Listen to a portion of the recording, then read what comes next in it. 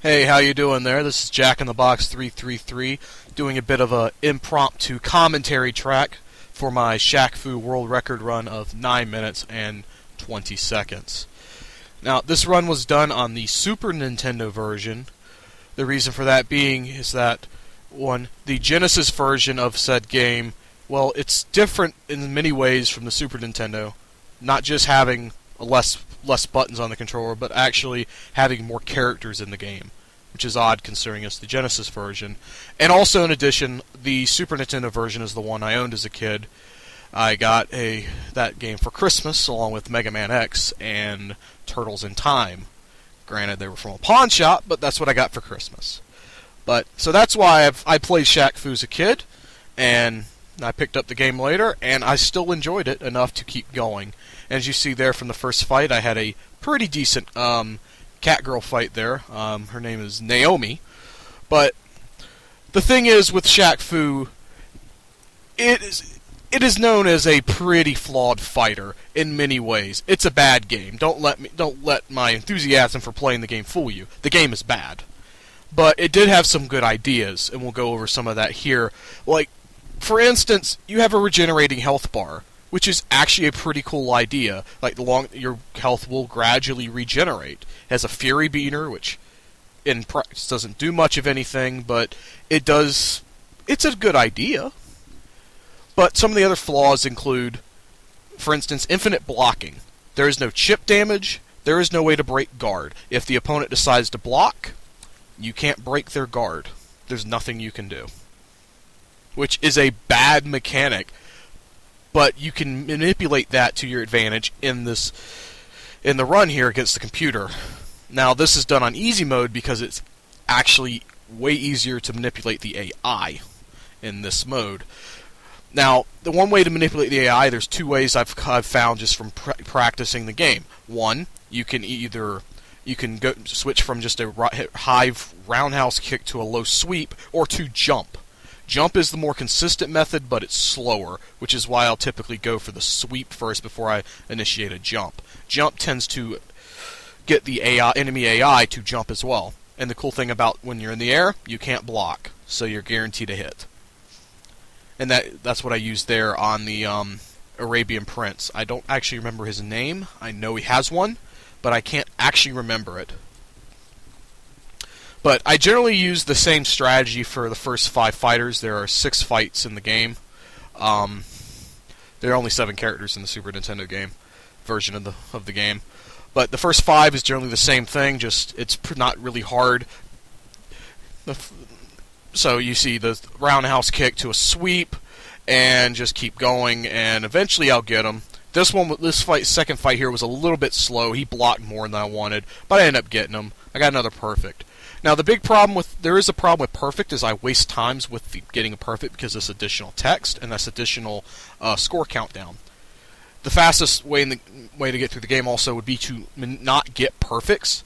The problem with that is it's really difficult to manipulate actually not getting them. Is one, that involves getting hit, and 2, that it also involves beating the opponent fast enough so that you don't actually have your health regenerate. Now, it is possible also for the enemy AI to be looped into, you can just do jumping kicks, and you can just do that until you're almost dead. You're both almost dead, and then you stop, and then you can kill them from there. And that won't get you a perfect, and that's a pretty fast way of defeating the opponent as well. I don't get that here on this fight. This guy, one of the wrinkles he throws in is his teleporting ability, which can be a little bit slow because you can't hit him when he teleports in the animation.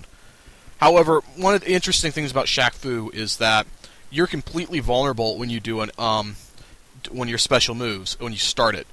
During the beginning of the animation, you're not invulnerable or anything. You could be knocked out of it, and if you're knocked out of it, you take damage. So this guy has some pretty slow startups on his animation, which is why I can hit him when he does that. Like, you don't see me do any of his Shaq special moves, but Shaquille actually has his own special moves. He has a Shaq Uriken. He also has a Flame Kick. They have some long startups, especially the Shaq Uriken. That has a long startup. It doesn't do any damage. And the problem with that is that because of the long startup, and it doesn't do any damage, it's just slower. So after much practice, I've come across the idea that the fastest method to get through the game damage-wise is the roundhouse kick. Now, this one presents the biggest problem with the roundhouse kick, the voodoo girl here. The reason for that? Character models. Well, she's short, and the shorter the character model, the harder the character is for Shaq to hit. Shaq's kicks will go directly over her face, her head, just by standing there. So you have to get closer than you normally would with any of the other fighters, which is why she can be extremely hard to optimize here, and I have a pretty bad fight here. However, the thing is that just like with the last fight with the, I guess, I don't know, call him the green dude, she has extremely long animation startups as well. Like that, the voodoo, and I mess up there, which is pretty bad. The long, like her getting the falcon is also a really long animation startup. Those are the ones that actually allow you to hit her. And I move on to the next fight. I believe I have a better fight here. But she can be extremely difficult just because of her small hitbox. Like, you don't want her doing those animations. Generally, you want her to just keep flipping like that, yeah. So I was able to get her extremely quickly, compared to her first fight. I was able to get her in 14 seconds, compared to over 30. Like, if she's doing animations like that, it means you're not close enough to her, you're not close, you're too far away from her. That's the only time she will do those animation startups. Oh, one thing I want to mention is this game is also unique, and it has, as you see, the world map. You have to actually physically walk to each of your fights. It's not like a ladder going up like the tournament ladder in Mortal Kombat or anything. You have to physically walk there, and there is a route you have to take, because you can get stuck on the bridge, on rocks, if you don't make the right movements and take the right angles when you're walking, which is unique. It's another element to the game. It's like you have to not only have quick fights, you have to optimize your world map movement, your overworld movement. And also, you can't be mashing buttons, because on the Voodoo Girl stage, there is actually a bonus minigame where you fight zombies for bonus points that you can accidentally go into if you keep mashing buttons past her story text. But that is one big... So you have to be careful with that. Be aware. Now, Beast, he had a lot of blocking. This one wasn't the thing. And I'm going at the end of this fight, Beast fight here. I am actually pretty unconfident about this run. I'm just finishing it at this point because I'm, almost 8 minutes in, and I was like, I might as well finish it. Get some more practice in. I'm not confident this is a world record. The last boss, Set Ra, he is a run killer. He has the most different things. So, different set AI patterns he could go into. So it's almost impossible to predict.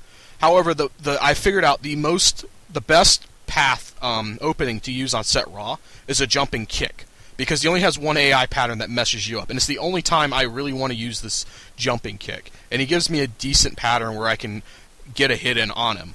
The problem is he gives me some bad AI here, and I have to pull something out of my ass. He goes into this. The problem is I don't do that. Set Ra has a pattern where if you jump, he will jump and use spikes and deal double damage to you, and that can literally three-shot you.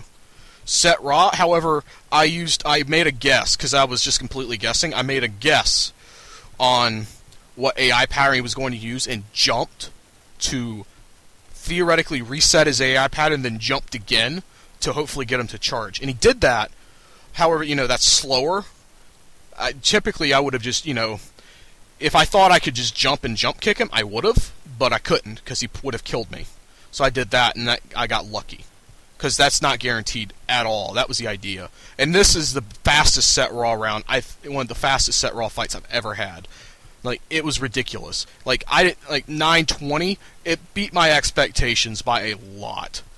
When I first started running the game, I thought anything under, sub 11, high 1050, sub 11, I thought that was a good time. I thought that was a great time, because the way the AI is, all the blocking patterns, I thought that was great. And then I did some work, and I kept bringing the time down, and now I'm down to 9:20. And again, I'm going to keep going through the game. I haven't stopped. But, you know, the biggest roadblock, again, is going to be Set Ra because of his unique AI patterns. It's almost impossible to manipulate his AI consistently. You can almost get it, and then he'll do a pattern where it's like a bad pattern for you. Like, the idea is, the best pattern I've come up with, the most consistent pattern, is get him in the wall and just kick, and he'll only block some of them. But that's Shaq Fu for the Super Nintendo. You may not have noticed at the beginning, but this game is sponsored by Pepsi. It has Pepsi advertising in it. And Beast here at the end makes an appearance. But this is an EA game, so if you want to look for bad Electronic Arts games, this is the game for you. But I hope you enjoyed this impromptu commentary track. If I get a better run, well, when I get a better run, I might do another one. But thank y'all for watching. Peace out.